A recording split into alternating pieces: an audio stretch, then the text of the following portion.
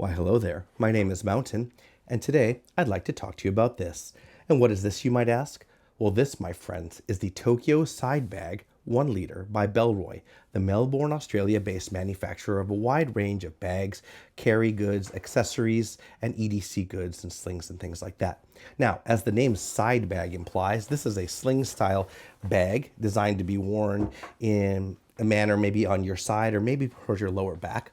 And the Tokyo portion of the nomenclature refers to the product subline, which is described as considered modern and capable, featuring Japanese-inspired utility in streamlined silhouettes and adaptable carry modes with clever pocketing for all kinds of commutes. We shall see in this review if this bag manages to live up to that breathy descriptor on their product marketing page or not. Now, the highlights of this bag include that it is a relatively cute, quite compact 1 liter side bag or pouch that still manages to hold a surprising amount of stuff. You can see there's quite a lot of stuff inside of there. We'll get into all that later on. Thanks to some clever design and some subtle gusseting and billowing at the bottom of the bag. As a small side carry style bag, it also works really well when paired with backpacks, such as in the one bag traveling context. And I think its small compact size but high capacity means that it also makes for a handy plane or travel companion bag or sling to keep your valuables with you at your seat, when maybe your bag's in the overhead container, your main one, when you're traveling by air. Now, some of the potential downsides of this bag include the curious omission of any kind of keychain or key retention. Comparatively, and this is probably intentional, little internal organization save these couple of little stretch pockets. Everything else tends to end up jumbled up at the bottom of the bag.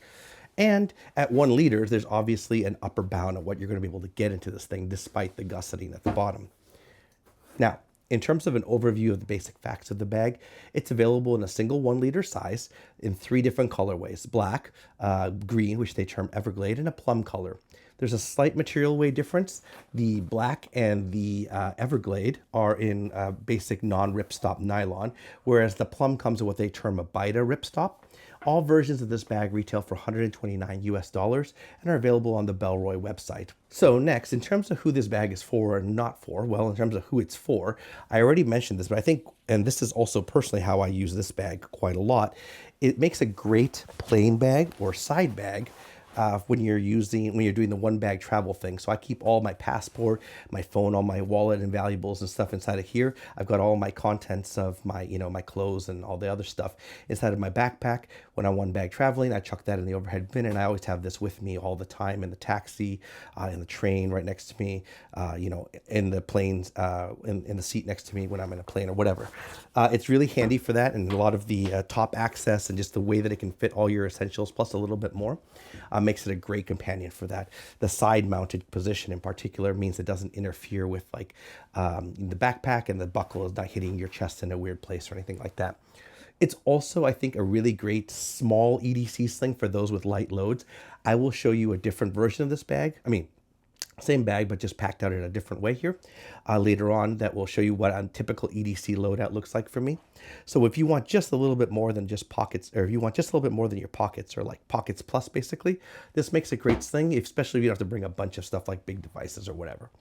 Now, in terms of who it's not for, it's a 1 liter sling, and you can see the maximum dimensions of this. And this is pretty packed up, what I would consider near its maximum capacity, not quite, but near there. So those who are carrying the kitchen sink, this is not going to be the right sling for you. People who are carrying a lot of devices, you can fit something like a iPhone 15 Pro Max in here, or like a Kindle Paperwhite, but you're not going to be able to fit like a tablet or really chonky things, etc. You have a really big, thick USB battery or whatever. It's going to take up most of the volume inside of here or whatever.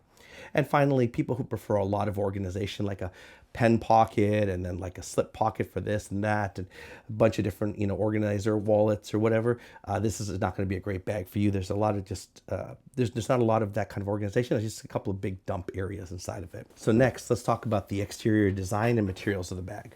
So the first impression you get when you look at this bag is one, especially when you look at it head on, is it looks generally understated and relatively streamlined. It's kind of presents as a straightforward, small, rounded, rectangular sling or pouch. Some people might think it looks a slightly, I don't know, depending on the colorway you get, perhaps slightly feminine. I don't think that, but it just definitely has like some rounded, more pouch-like quality. So if you're a fan of like really aggressive, angular, square, chunky things or sporty-looking things, that's not quite what this bag is. And that's also accentuated by just kind of like the leather accents and this kind of attachment style of the back strap here. It's a little bit more of a streamlined or kind of slimmer bag here. I mentioned that it does have these couple interesting touches here. So like these small bits of leather used for the attachment points of the strap here. This cute little plated carabiner that has a little orange pin on here. I wonder if they made that custom there. A little bit of a metal zipper here, which is a little bit unusual for slings, etc. here. So those kind of like, small touches, I think, add to the visual interest. And obviously when you look at it from the side, you kind of see it has this little kind of bifurcated, expanding pyramid kind of look. Now this bifurcation, I'll talk more about it when we get into the mid area here, allows the bag to kind of lay flat. It flattens out when it doesn't have a lot of stuff inside of it, relatively flat. And then it also expands out towards the bottom in a kind of like a pyramid, I don't want to say triangular shape, as needed when you got a lot of stuff under it. Now the attachment points at the back here means that when you wear it, it actually doesn't jut out as much as you might expect. You can kind of see it tends to lay flat, even though the bottom is a little bit wider here. And the independent bellows means also the bag can expand the front, back, or both portions of these, internal compartment as needed. It actually reminds me a little bit of like these glam pouches that are sold by the North Face Japan. Here's a couple of them here, which also have a very similar kind of like, when you look at it face on, it kind of looks like a gently, like a, sort of like a rectangle. And you look at the side, you've got like this interesting kind of triangular expansion going on. They also sell a version that zips shut, zips flat, and then so it's a very slim pouch. And then when you actually expand it out, it can gusset out at the bottom in a similar manner. So I kind of like this form factor. Actually, these are very popular in Japan. They're unfortunately not sold outside of the country, but these are very popular. They're very lightweight, and I like that kind of expansion, flexible expansion, and kind of shape overall. So that's why I kind of like that about this Bellroy pouch. I wonder if that's what they meant by inspired by Japanese design.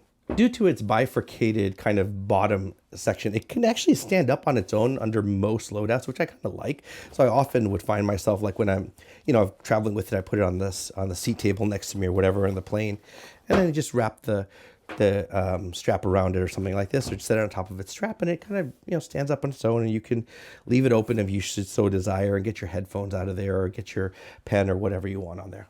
Now, the fabric itself is not particularly water or stain resistant. I mentioned it is a kind of like nylon of Bellroy's. It absorbs stains rather quickly, though you can usually get them out just as quickly just by rinsing them out with water right afterwards.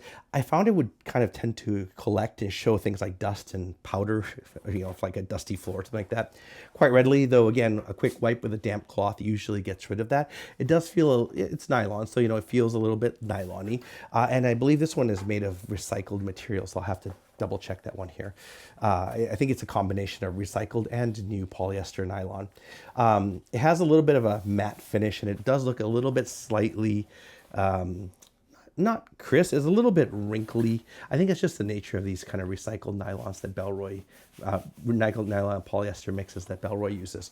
But anyway, it's not my personal favorite, but I don't mind it, and I think it looks fine, especially in the black colorway. It's very kind of matte and subdued and all that. Now, the hardware on the bag, as I mentioned, is an interesting mix of things like leather, these leather attachment points here for the strap, this kind of plated custom carabiner, this metal one-way zipper, little touches of leather here and there or whatever. I don't remember if I said YKK before. These are actually OK from Hong Kong zippers, not YKK on this metal zipper track here.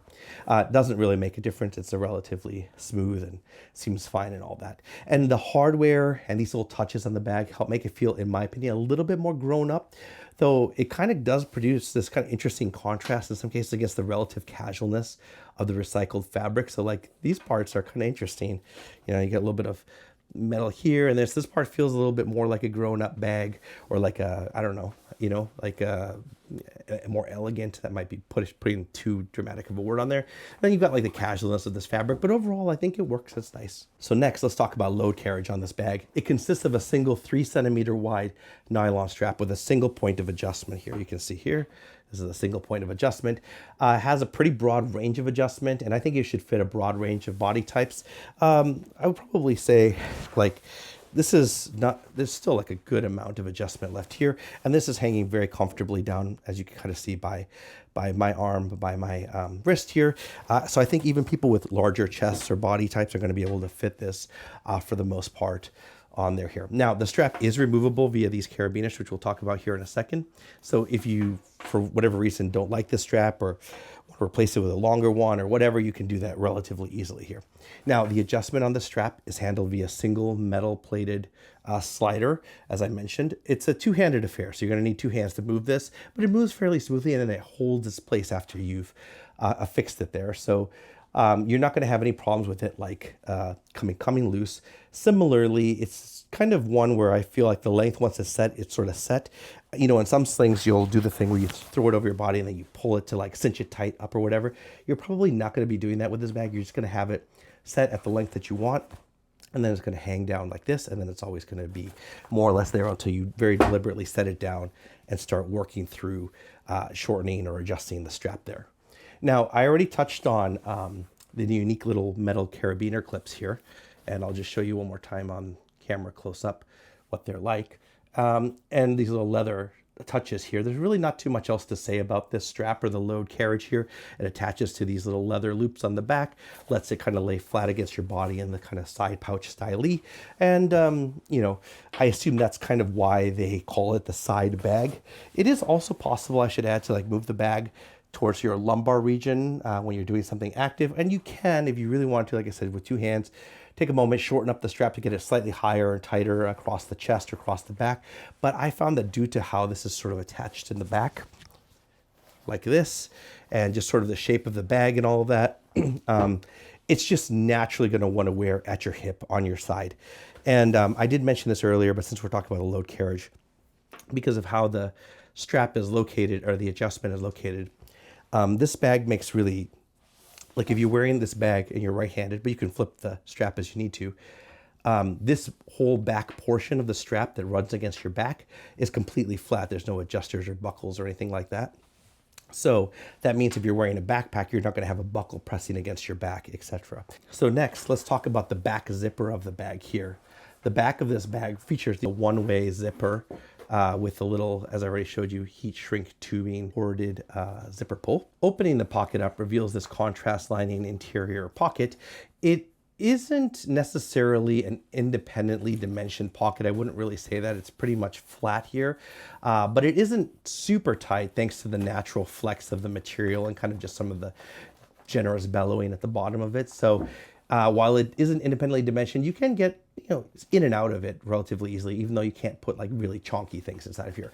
It is pretty small, however. It doesn't occupy the whole panel. There's only the whole width of the bag. There's only like, it's only around this central area. It's almost like 3 centimeters on each side of the outside of the bag up to where the actual pocket starts, and then it doesn't extend up above the zipper line. There's no pocket up there.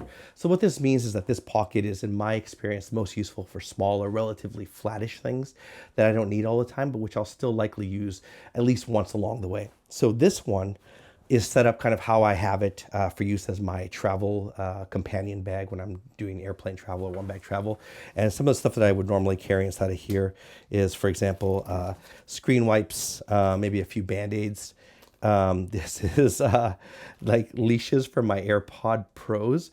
And please don't laugh, like they connect them like the old school ones. Please don't laugh, because I know it looks dorky. Like, why would you get wireless earbuds and then connect them with like this cheap little plastic lanyard? But I actually I fell asleep once on a plane listening to my AirPods, and then it fell out and it fell down in the mechanism of the chair, into the bowels of it. One of them did. And I had to like sadly watch on the like not the Find My app, or whatever, like the battery charger or whatever, as it just like started, the battery widget, as it slowly started draining down to red and then 0, and then it was lost. And then I had to go buy another AirPod, just the right one. And like, that was a whole adventure. And then getting it to pair like took forever, because it's not really obvious how to do that, blah, blah, blah. So ever since then, and it was more expensive than I wanted. So ever since then, I put those on my AirPods when I'm falling asleep. There's a little like wireless, not wireless, a little USB-C. This is the old one. They don't make these short ones anymore, but they're great. MagSafe charger for my Apple Watch when I'm traveling with that. A little ring, MagSafe ring that I attach to my phone if I want to prop it up to watch videos on the plane. And then a little USB-C to a adapter in case I'm on a plane that doesn't have, like an older one, only has a USB-A port in it or whatever. And that's really it. Sometimes like some headache medication or something like that. And that's it. As you can kind of see, this is the entirety of that pocket inside of here. And then sometimes like I might put like a folded mask in there if I'm in a place that, you know, like people are coughing a lot or whatnot, or any receipts or little parking slips, especially if I'm using this in the EDC context, or like a little travel mascot, like a little rubber ducky or something. Not, I mean, a really tiny little rubber ducky or some sort of other travel mascot, challenge coin, something like that. So little kind of just odds and ends and stuff like that. You can see like what I mean. Like it holds a decent amount, but they're kind of all small flat things. And I kind of like that that's an option here. It doesn't really bulge out or take up too much space on here. Now, an important thing to notice is that you're not going to be able to fit a phone in here. My larger iPhone 15 Pro won't even fit past the zipper. Maybe if you have like a really tiny one, like an iPhone mini or some folding phone, like one of the Motorola ones, something like that, you might be able to get it inside of there. But for the most part, I think phones are going to go into the main compartment here. So speaking of the main compartment, let's get into it. The main compartment is accessed via the single one-way OOK from Hong Kong, not YKK metal, to the zipper with a leather zipper pull here. It's one way. It's not waterproof or anything like that, but it's quite relatively smooth for a metal zipper. You can obviously operate it with one hand, no problem here. It does have this little 2 centimeter wide opening here, even when it's closed. I didn't have any problems with things falling out of there, but just something I wanted to mention. And as I also mentioned earlier on, like the whole bag itself is not particularly water resistant. So like the fact that this is a metal zipper and there's a little hole there doesn't really bother me. Now, when you open it up, there's a contrast lining on the inside. And like I said, this one's set up how I have it usually for like travel as a companion side bag. I'll show you an EDC loadout here in a little bit. Now there's this contrast lining, and when the bag is actually worn on the side, like it's supposed to, you can see, I'll show you here. Really easy to open with one hand, and then you're just looking straight down into the contents of the bag. I really like this. Like a very natural interaction is like, you know, I've got my big backpack on, or go to the airport counter, you know, you're standing there, you got your backpack on, go here, grab your passport, grab your whatever documents or whatnot, show it to them, put it in there, go through security, you know, take your phone out of your back pocket, whatever, drop it inside of here, drop your watch inside of here, zip it up, throw this in the bin, go through security, everything's in there, put it back on like this. Really, really natural, really easy to get in and out of this bag.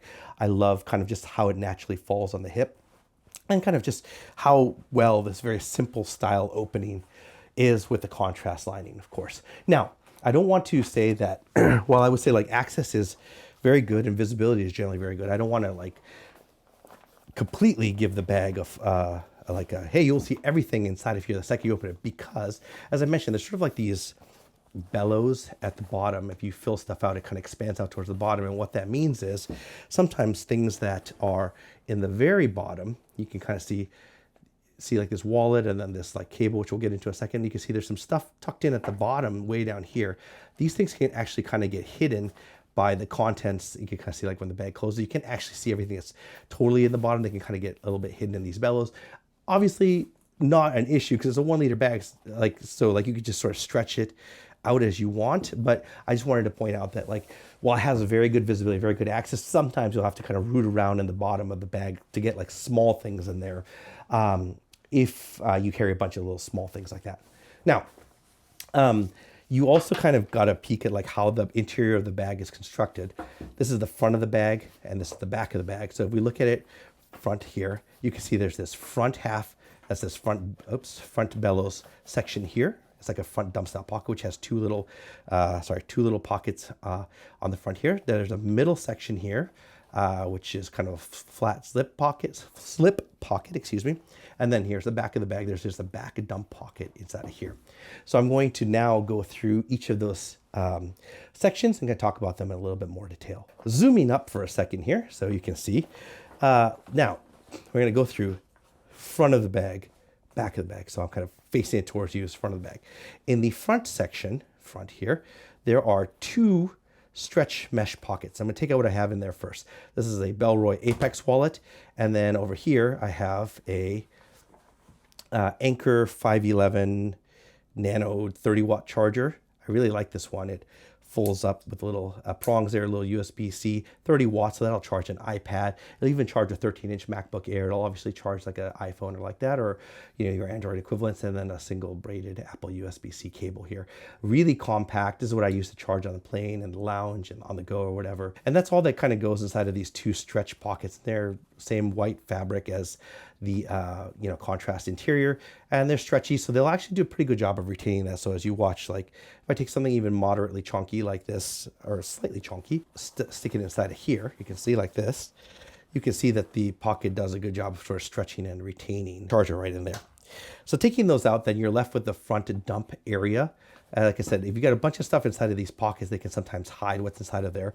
But here I have another wallet that I usually use to carry like my foreign currency, like extra credit cards, some sort of, whatever kind of like additional identification or stuff I might need in a foreign country or abroad. I don't obviously carry that in an EDC context, but when traveling, I often do. I have inside of here a flat 5,000 milliamp Anker battery, charges with a USB-C out here to charge my phone or whatever other devices, a pair of AirPods Pro, and then we've got, what else do we have in here? Hand sanitizer, a tactile turn pen, and then some chapstick. And that's really it inside of this whole front dump area. But it's really easy to just get stuff in and out of here. And like I mentioned, I think that this bag doesn't have a ton of organization other than like these two stretch pockets here, or a ton of like small organization, I should say, other than these two stretch pockets in the front that I mentioned. So you have to kind of get used to the fact that you're going to just be dumping stuff in and out of it. But it does a good job of like just carrying that sort of stuff when you dump it in and out. Now, the one thing that I do have to mention while we're on the topic of this front area is you'll notice there's no key leash or any immediately apparent area where you need to store your keys. And as mentioned, I think this is one of the weaknesses of this bag. I tend to just dump them in this pocket, but as you can see, like right now, this bag is actually pretty filled up. So if I were to throw keys on top of here, it does work, but like, they would just be laying on there. And obviously keys can sometimes be a little bit bulky on there. So for key carriage, I usually do one of three different patterns depending on what's going on with this bag and what my use case is. So one is, as I mentioned, I just throw some keys on top of everything else here. It's really janky. It kind of is up where the bag is more narrow, so it kind of bellows out a little bit. Even though this is hacky, kind of strains the bag's capacity. I do this sometimes in the travel context, especially when I'm leaving the house. I got to rush, got to catch the train or whatever. Just throw it in there. I'll deal with it later, and it holds it there. And then when I get a little chance, I'll move to somewhere a little bit more stable. Second one that I do is like when I'm using this bag in an EDC context is I'll take some stuff out. Like for example, in the EDC context, I don't need either of these things usually. So then I got a lot more space inside the bag, and I can just drop the keys in there, and it works comfortably like anything else you would put inside of there. And then the third one is kind of what happens after the first stage. So like especially when traveling, I rush out of the house, I just throw the keys inside of there. Then finally I'm in the taxi or I'm in the train or somewhere where I have a little bit more space and time to breathe. Then usually what I'll do is I'll take the keys out of here, and then I'll stash the keys inside of like my one bag travel backpack or something like that, which because usually I don't need my house keys or my car keys when I'm traveling abroad. And then when I land at the destination, if I have a rental car or whatever, usually then I'm in what I would consider an EDC context. So you could take like the travel wallet out, you could take like the extra batch charger out, and you just put the keys inside of there. So as I mentioned, I do think the key carriage or the lack thereof is probably the most unresolved portion of this otherwise pretty solid sling bag. And like the product marketing page seems to suggest that you can just put your keys in something like the Bellroy key cover and toss it in the pouch like everything else, and thus you don't need a dedicated key spot or leash. But that's because I think that products like the Bellroy key cover or the Orbit key organizer, key smart, or whatever, kind of exist in this fantasy world where people don't drive cars with chunky remote fobs, which like I think the majority of modern cars have, and B, they don't carry anything in terms of keys other than like a couple of identically sized flat house keys on their rings. But I think most people who live in a real human world in 2024, that's not going to be a really realistic assumption. Thus, you're going to probably have to think a little bit about, there's going to be a little bit of cognitive overhead about what you do with your keys if you're carrying this bag and you plan to put a lot of stuff inside of it beyond just keys. Okay, so next let's talk about the metal slip pocket here. The front and the back of the bag are divided by this little bifurcated slip pocket situation you got going on here. It's got a little leather tab on there. It doesn't have any independent dimension. It opens up. It's black on the inside as opposed to white, since you know, the contrast stitching is, or contrast line is on the other sides here. And they suggest in the marketing literature this is a great place to stash a passport.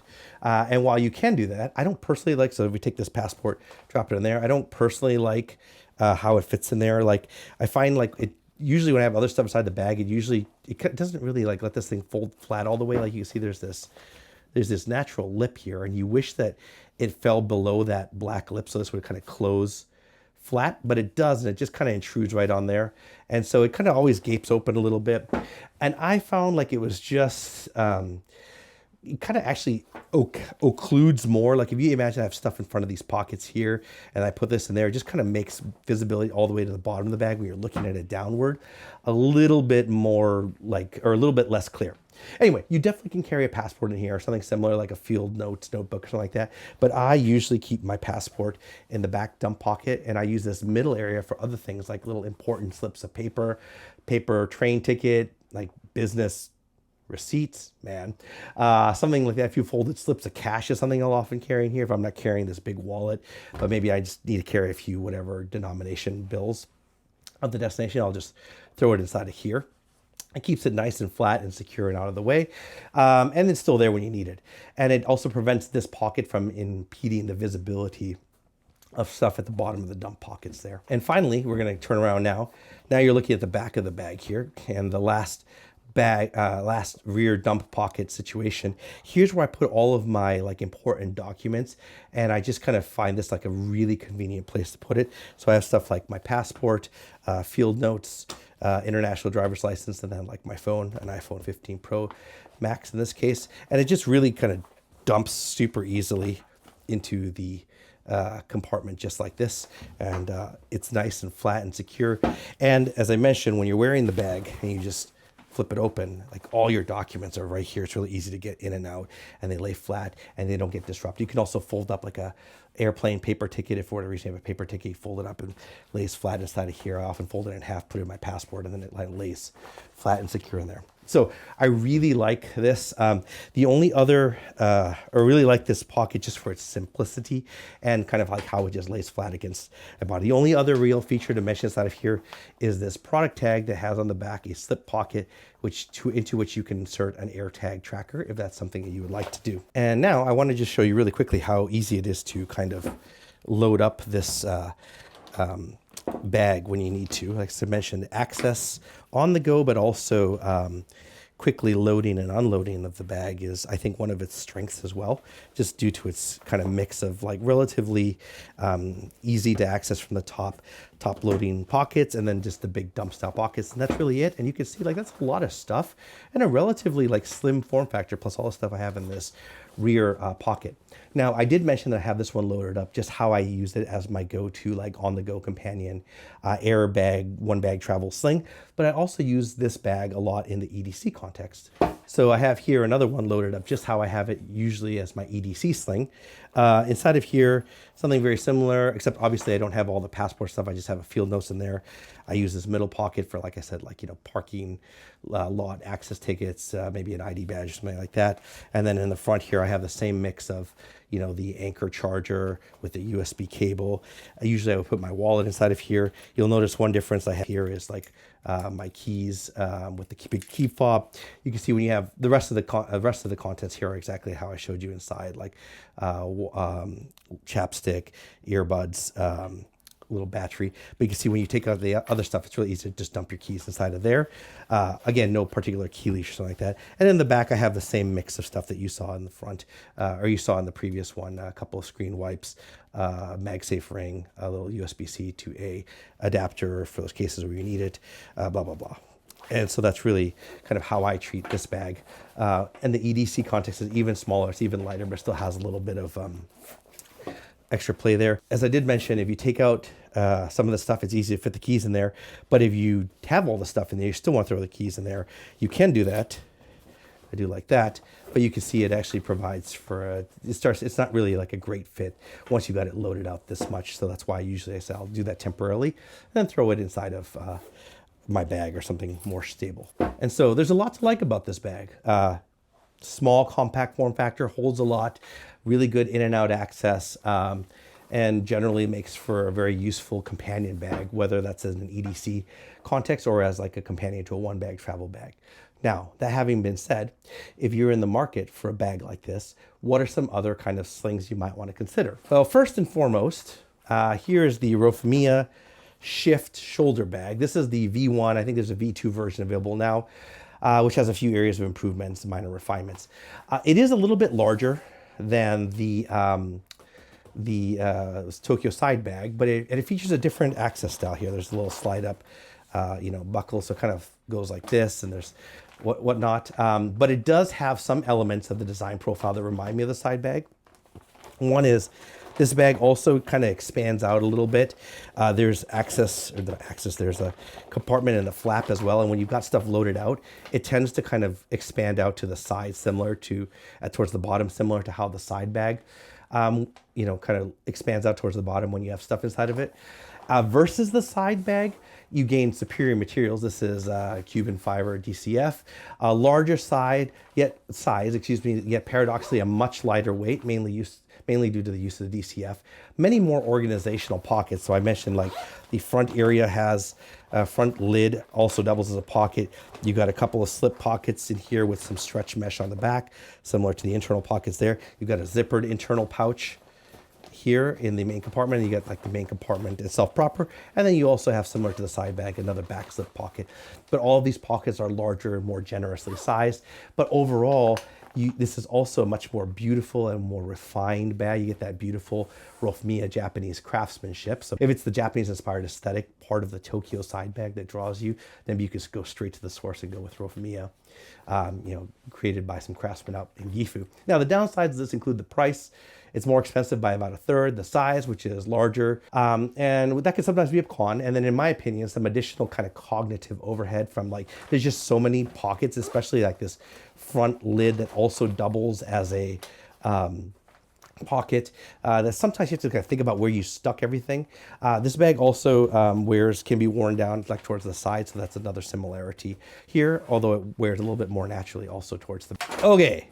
All the other Bellroy sling bags. Man, Bellroy has an astounding variety of slings, sakoshes, and hip bags. They're all probably worth taking a look at as alternatives to the Tokyo side bag. I have all of them. I've just grabbed a random assortment here for you.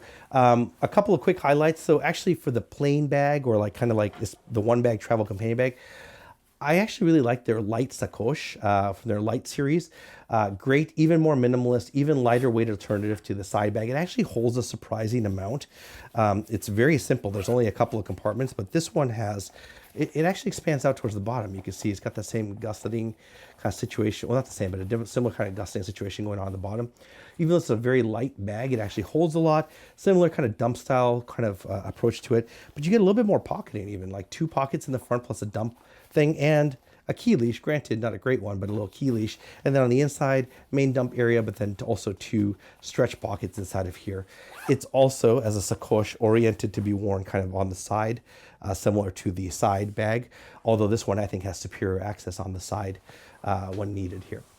There's also the Tokyo crossbody, which I actually don't have in here, but it's like a less useful internal organization wise, and it has a slip style back pocket, but it's also a little bit of a bigger sling at 2 liters. It might be worth looking at if you're planning to carry like slightly thicker things than the side bag. So that's going to be the Tokyo crossbody bag. You have the Venture travel sling, I think this was called.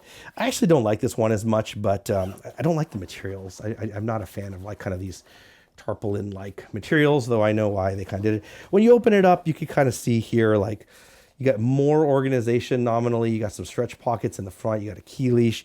You got the couple of pen pocket and RFID magnetic closing area here to kind of protect your passport if you're worried about RFID skimming. A back panel here, and a couple of like dump pockets. You don't have as much bellowing at the bottom though, which I found was a little bit less useful. Even though this is a larger bag, I sometimes found it less efficient with capacity and space usage. You also have like this back flaps to help kind of provide more water resistance here. Overall, I don't like this one as much, but it's oriented for travel, and if you want like this mix of organization and you don't mind the looks, it might be worth checking out. And just to kind of highlight, like, you look at the attachment points, like these cheap plastic, they feel cheap, it looks cheap. You know, gate clips here, and just this just sort of just run through like this. It's not even attached inside of there. You compare that to like this nice little leather and metal hardware and the metal zipper or whatever. It's just much nicer attachment on this one. And then here's like the Light series. This is the Light Mini, and then like the Light Sling 7. Also great bags for that travel context, EDC or whatever. But basically just check out all the Bellroy slings if you're looking for alternative slings to the Bellroy side bag. And finally, also from Japan, I figured since they claimed that this thing is inspired by Japanese aesthetics, I should try and talk a few different Japanese brands. Excuse the staining on here. This is the Porter Yoshida Lift Shoulder Bag, available in a variety of colors. Has much better internal organization and external organization inside of here. So if we open it up, you got pocket, stretch pocket here, back Velcro pocket there, large main capacity on the back, zipper pocket with some mesh inside of there. On the front, another pocket with a built-in quite long key leash. A much better key leash in terms of like just the quality of the hardware, though in reality I found this a little bit harsh edged, which I don't know, but you can move it around. You can also position this one in the back if you want there.